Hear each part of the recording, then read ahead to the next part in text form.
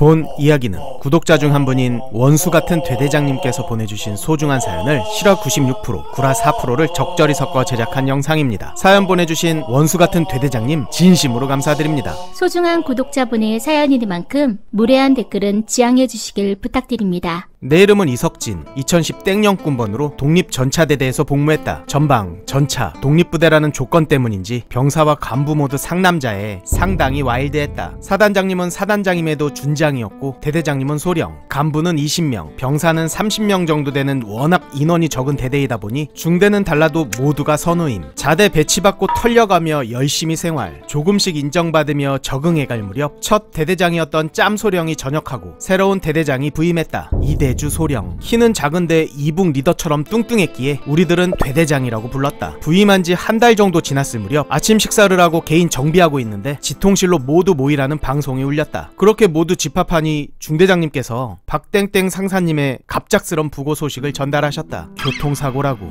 순간 정적이 흘렀고 모두 멘붕. 다들 멍한 표정으로 생활관에 복귀했다. 평소 박 상사님은 나를 비롯해 부대원들에게 신망이 높은 좋은 간부였다. 첫날 막내 라인들은 영내대기, 고참들만 조문하러 갔고 둘째 날에는 이런저런 사고 조사 등으로 인해 사단으로 불려갔다. 그리고 마지막 발인 날에는 대대인원 모두 장례식장에 갔다. 짬짓대라 그냥 교통사고 났구나 정도로 알고 있었는데 나중에 병장이 된 후 중대장님께 자세한 이야기를 들을 수 있었다. 사고 당일은 대대장 부임 축하 회식, 시내에서 간부들이 모여 대대장과 술자리를 가졌고 회식비 명목으로 적게는 10만원, 많게는 몇십까지도 각출했다고 한다. 그렇게 회식이 끝나고 박 상사님이 운전석에 앉자 대리비 주어? 괜찮겠어? 그럼 조심해서 가. 그렇게 박 상사님은 출발. 음주운전으로 인한 교통사고로 사망하게 된 것. 물론 음주운전 자체가 잘못된 거지만 돌아가신 분 이야기를 길게 할 순 없고 당시 되대장은 박 상사님의 음주 사실을 충분히 인지했고 지휘관으로서 적극적으로 말려야 했다. 하지만 그러지 않았기에 음주운전 방조죄에 해당할 수 있다.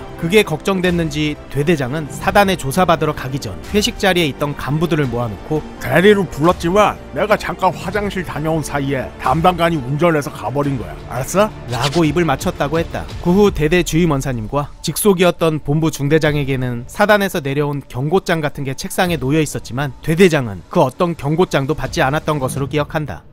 내 알동기는 해외 유학을 다녀온 친구였고 대대 마투임 중 한 명은 필리핀에서 살다 왔기에 둘 다 영어 회화 수준이 상당했다. 주말, 개인 정비 시간, 되대장은 이 두 명을 대대장실로 불러 초등학생 아들의 영어 과외를 시켰다. 당연히 포상휴가를 챙겨준다면서 열심히 가르치라고 종용. 3달 동안 주말에 자유시간도 없이 뺑이 친 동기와 후임은 꼴랑 1박 2일 포상을 받게 된다. 전차병이다 보니 부대에서 45구경, K5 권총, K2, K1 직책 및 보직마다 다른 총기를 소지하고 있었는데 되대장은 사격훈련 때 지 아들을 데려와 총 쏘는 법을 알려주라고 지시하며 이 총들을 다 쏘게 시키는 도라이였다. K2 같은 소총은 단발이 아닌 연사로도 땡기게 했던 기억이 난다. 그리고 술 먹으러 서울 가는데 운전병 시켜서 본인 승용차 운전하게 해서 타고 가고 운전병에게 부대 복귀하라고 해서 복귀했더니 지 술 다 처먹었으니 데리러 오라고 지한 경우도 여럿 있었다. 또한 툭하면 남 탓하고 헛소리를 했는데 때는 유격훈련의 마지막 날 복귀행군 중 맨 앞에서 인솔하던 되대장이 도로를 건너라고 지시. 하나둘 건너고 있는데 뒤에서 차가 접근했다. 차는 대대원들이 건너는 것을 보고 알아서 멈췄는데 되대장은 차가 오는데 왜 건넜냐고 갑자기 소리를 질러댔다. 유격받고 40km 복귀행군에서 온 우리를 그 무더운 여름 땡볕 밑에서 1시간 동안이나 세워놓고 발광하기 시작했다. 지 혼자만 단상위 그늘에 위치한 건 웃음벨. 왜 명령대로 하지 않고 행동하냐, 이건 지휘체계를 무시한 것이며 군법상 사형이다 등등. 1중대 3중대 본부중대장님 3분이서 저 대대장님께서 포르라기도 불고 건너라고 지시하셔서 건넜습니다 라고 반박하니 내가 언제? 를 시전하는 게 아닌가. 와, 우리도 다 들었는데 결국 대대원들은 식사 시간이 지나 식은 닭백숙을 급히 데워서 먹을 수밖에 없었고 화가 난 몇몇 간부들은 닭백숙을 안 먹고 그냥 나가서 먹는다고. 이런 경우가 자주 반복되면서 간부들도 되대장에 대한 불신과 불만이 상당했던 것으로 기억한다. 그리고 이 사연을 제보하게 된 가장 큰 이유인데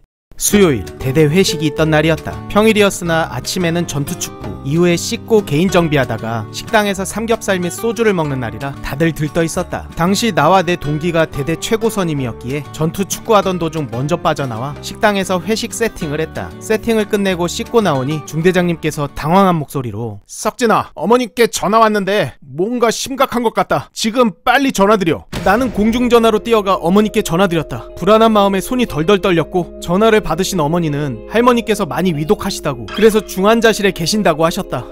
중대장님께 보고드리고 휴가 나갈게. 끊자마자 눈에서 눈물이 왈칵 쏟아졌다. 어렸을 때 집이 몹시 어려워 갓난아기였던 나를 손수 키워주셨고 집안 장남의 장손이다 보니 각별하게 사랑해주셨던 고마운 우리 할머니, 생활관에 있는 동기에게 눈물 보이지 않으려 눈물 잘 닦고 생활관에 들어가 환복하는데 할머니 생각에 무너져 눈물이 또 하염없이 흘러나왔다. 그걸 보고 동기도 당황해서 괜찮냐고, 왜 그러냐고 물어봤지만 목이 잠겨 대답도 못했다. 휴가용 복장으로 환복하고 1층으로 내려갔는데 중대장님께서 누군가와 막 통화를 끝내고 계셨다. 그리고 내게 하신 말씀은 정말 충격이었다. 대대장님께 보고드리고 너를 버스터미널에 데려다 주려고 했는데 대대장님께서 오늘 회식이니까 밥 먹고 나가라고. 저 잘못 들었습니다. 지금 돌아가실 수도 있는데 고기랑 술을 먹으라고 했다는 말씀이십니까? 그게 어떻게 목에 넘어가겠습니까? 형이 대신 미안하다. 중대장도 술 안 마시고 있을 테니 잠깐만 앉아있어. 최대한 빨리 설득해서 터미널로 태워다 줄게. 예, 알겠습니다. 당시 시간은 점심시간이었던 12시